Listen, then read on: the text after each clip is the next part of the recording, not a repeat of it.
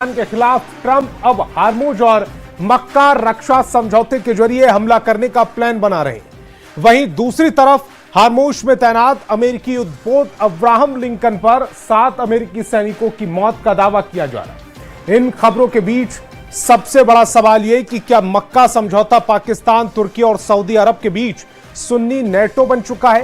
क्या सुन्नी नेटो मिलकर अब ईरान पर हमला करेंगे? इसीलिए आशंका है कि अगले 48 घंटे ईरान और अमेरिका दोनों पर बहुत भारी हैं, क्योंकि दोनों ने ही दावा कर दिया है कि जंग हम जीत रहे हैं।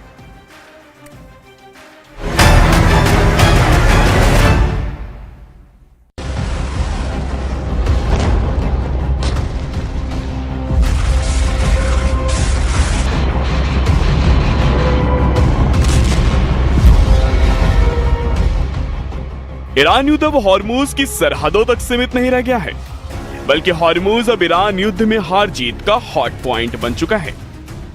पूरा पश्चिमी एशिया इस वक्त युद्ध से पैदा हुए हालात को देखते हुए ईरान के खिलाफ डबल मोर्चा बनाने में जुटा है। पश्चिमी एशिया में मौजूद अमेरिका के 8 मुख्य मिलिट्री बेस ईरान के हमलों और भीषण खतरों के बीच जंग करने को मजबूर हैं। एक तरफ फारस की खाड़ी में अमेरिकी युद्धपोत और ईरानी मिसाइलें आमने सामने हैं, तो दूसरी तरफ वाशिंगटन और तेहरान के बीच बयानों का युद्ध अपने सबसे खतरनाक स्तर पर पहुंच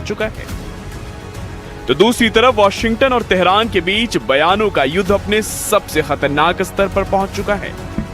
अमेरिकी राष्ट्रपति डोनाल्ड ट्रंप ने सोशल मीडिया पर दावा किया है कि स्ट्रेट ऑफ हॉर्मुज पर अमेरिका का पूर्ण नियंत्रण हो चुका है, लेकिन दूसरी ओर ईरान के सबसे शक्तिशाली सैन्य दस्ते इस्लामिक रेवोल्यूशनरी गार्ड्स कॉर्प्स यानी IRGC के शीर्ष कमांडरों ने यह स्पष्ट कर दिया है कि तेहरान पीछे हटने वाला नहीं है। IRGC का सीधा ऐलान है कि यह युद्ध तब तक चलेगा जब तक डोनाल्ड ट्रंप व्हाइट हाउस से बाहर नहीं हो जाते। इसी बीच मक्का में हुए एक नए और रहस्यमयी सैन्य समझौते ने पूरी दुनिया के रक्षा विशेषज्ञों को हिलाकर रख दिया है। सऊदी अरब, पाकिस्तान और तुर्की ने मिलकर जिस मक्का रक्षा समझौते पर दस्तखत किए हैं, क्या वो ईरान की घेराबंदी के लिए बना एक सुन्नी नाटो है? हम शुरुआत करते हैं हॉर्मुज पर ट्रंप के दावों से, जहां वो स्टील की दीवार बनाने का दावा कर रहे हैं। मामले की शुरुआत होती है फारस की खाड़ी के उस पतले से समुद्री रास्ते से, जहां से दुनिया का 20% कच्चा तेल गुजरता है। ट्रंप दावा कर रहे हैं कि हमारी नौसैनिक घेराबंदी एक स्टील की दीवार की तरह है और ईरान इसके सामने बेबस है। उनकी नौसेना और वायुसेना तबाह हो चुकी है, IRGC भाग रही है और उनके पास पैसे खत्म हो चुके हैं। ट्रंप के इस बयान के आते ही अंतर्राष्ट्रीय बाजारों में तेल की कीमतों पर असर दिखने लगा है। हॉर्मुज में ईरान युद्ध के पहले दिन से ही भयंकर खून खराबा हो रहा है। ईरान की ताकतवर force Islamic revolutionary guard corps यानी कि IRGC अमेरिका के खिलाफ जंग को लंबा खींचने की तैयारी कर रही है। IRGC के कमांडर के एक सीनियर सलाहकार ने कहा है कि ईरान अमेरिका के साथ जंग को तब तक खींच सकता है जब तक डोनाल्ड ट्रंप का कार्यकाल खत्म नहीं हो जाता। लेकिन इधर यह भी पता चला है कि अमेरिकी सेना हॉर्मुज पर पूरी तरह से कब्जा करने के लिए लड़ाकू समुद्री जहाज और युद्धपोतों से ईरान को चारों खाने चित्त करने में जुटी है। राष्ट्रपति ट्रंप ने भी दावा किया है कि ईरान की दादागिरी उन्होंने खत्म कर दी है। अमेरिकी राष्ट्रपति डोनाल्ड ट्रंप ने 12 अगस्त को कहा है कि हॉर्मुज पर अमेरिका का कंट्रोल है और वो इसे अपने पास ही रखेगा।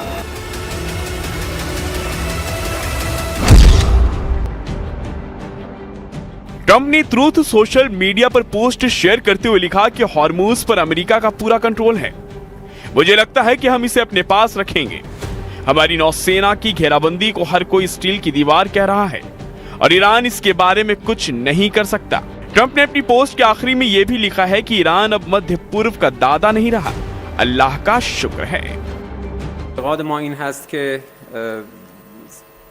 امنیت در منطقه حتما تفکیک ناپذیر هست و هر طرحی که مبتنی بر واقعیت‌های ژئوپلیتیک و تاریخی منطقه باشه، جامع و شامل باشه، دشمن و تهدید رو درست शनासाई बकने।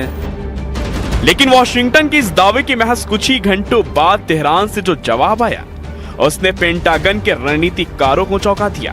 IRGC के कमांडर इन चीफ के वरिष्ठ सलाहकार ब्रिगेडियर जनरल मोहम्मद रजा नकवी ने एक विशेष इंटरव्यू में तेहरान का मास्टर प्लान उजागर कर दिया।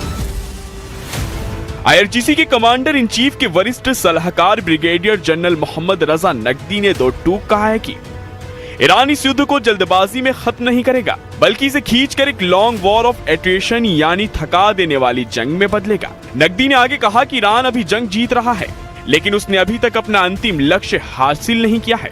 नकवी ने यह भी कहा है कि हमें ऐसा डर पैदा करना होगा कि दुश्मन हम पर हमला करने की हिम्मत भी ना करे।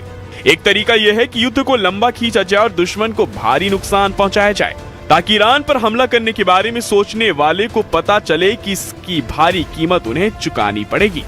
PBS को दिए गए एक इंटरव्यू में ब्रिगेडियर नकवी ने कहा कि एक तरीका यह है कि इस टकराव को तब तक लंबा खींचा जाए जब तक कि अगला राष्ट्रपति कार्यकाल न आ जाए, दुश्मन को धीरे धीरे कमजोर किया जाए, ताकि अगर कोई और ईरान पर हमला करना चाहे तो उसे पता हो कि इसकी कीमत चुकानी पड़ेगी। फारस की खाड़ी में जारी इस घमासान के बीच इस्लामिक दुनिया से एक ऐसा सैन्य समझौता सामने आया है जिसने वैश्विक पावर बैलेंस को बदल दिया है। 7 अगस्त 2026 को समझौते पर साइन हुए और 13 अगस्त को सामने आई इसकी फुल रिपोर्ट। सऊदी अरब, पाकिस्तान और तुर्की ने मिलकर मक्का रक्षा समझौते पर दस्तखत किए हैं। इस समझौते की सबसे सनसनीखेज शर्त नाटो के आर्टिकल 5 जैसी है। समझौते के क्लॉज के अनुसार तीनों में से किसी भी एक देश पर हुआ सशस्त्र हमला तीनों देशों पर हमला माना जाएगा और तीनों मिलकर सैन्य जवाब देंगे। यह समझौता 3 अलग अलग ताकतों का एक खतरनाक कॉम्बिनेशन है।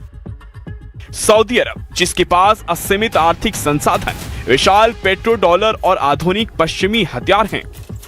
तुर्की, जो नाटो का सदस्य है और जिसके पास आधुनिक ड्रोन, बायराक्तार, मिसाइल तकनीक, इलेक्ट्रॉनिक वॉरफेयर और उन्नत एयरोस्पेस उद्योग है।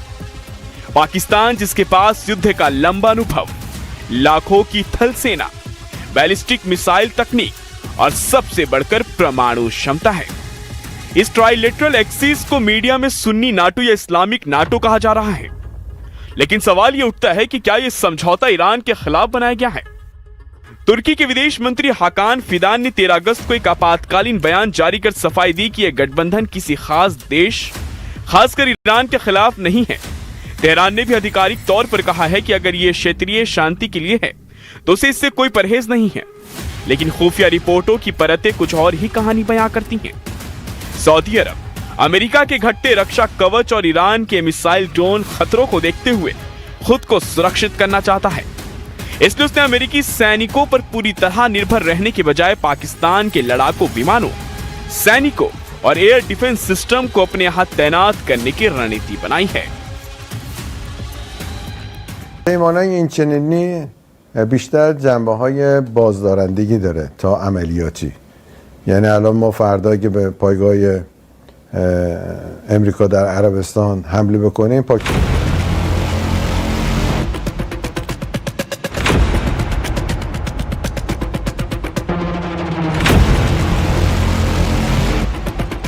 ईरान में पिछले 48 घंटे में कुछ ऐसा हुआ है जिसने तेहरान की सत्ता के गलियारों में गदर मचा दिया है।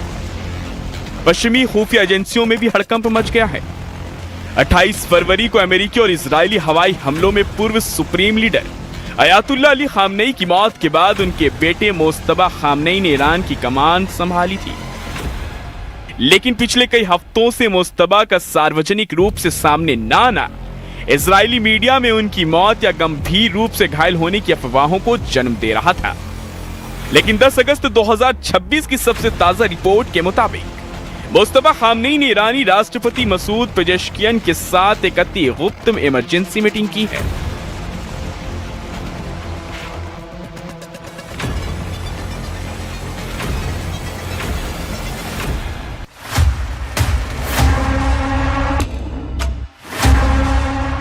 इस आपातकालीन मीटिंग के 2 बड़े मायने निकाले जा रहे हैं। पहला मतलब है कि मोस्तबा खामनेई का जिंदा होने का जिंदा सबूत और युद्ध रणनीति का सीधा कंट्रोल करना। दूसरा मतलब है ईरानी हुकूमत के भीतर आर्थिक और सैन्य नीतियों को लेकर भारी तनाव के बीच मोस्तबा की जबरदस्त पकड़ दिखाना। दावा किया जा रहा है कि मीटिंग के जरिए अमेरिकी प्रतिबंधों और समुद्री नाकेबंदी के कारण ईरान में मुद्रास्फीति 80% के पार पहुंच चुकी है। उसे लेकर देश के भीतर बुनियादी खाद्य सामग्री और ईंधन का संकट गहरा रहा है। इसे लेकर मुस्तबा ने कई बड़े फैसले किए हैं। वहीं खुफिया सूत्रों का दावा है कि इस बैठक में रिवॉल्यूशनरी गार्ड्स यानी IRGC के नए प्रमुखों को निर्देश दिए गए हैं कि यदि अमेरिका और इजराइल ने दबाव कम नहीं किया तो फारस की खाड़ी में व्यापारिक जहाजों पर हमले और तेज किए जाएंगे। इसके अलावा सुप्रीम लीडर मुस्तबा ने सर्वोच्च राष्ट्रीय सुरक्षा परिषद यानी KSNSC की कमान पूर्व IRGC कमांडर मोहसेन रजाई के हाथों सौंप दी है, जो इस बात का संकेत है कि तेहरान समझौते के मूड में कम और ऑल आउट वार के मूड में ज्यादा है। برادر گرامی جناب آقای دکتر محسن رضایی، با توجه به تجارب ارزشمندتان بدین وسیله جناب عالی را که از پیشگامان دوره پر افتخار 8 سال دفاع مقدس هستید به عنوان نماینده خود در شورای عالی امنیت ملی منصوب می کنم. امیدوارم در انجام این مسئولیت مهم کمال موفقیت را کسب نمایید. अब ऐसे हालात में अगर हॉर्मुज में ईरान को और घेरा जाता है तो यकीन मानिए ईरान युद्ध की आग में अब अरब से लगभग सभी देश इसकी चपेट में आ जाएंगे।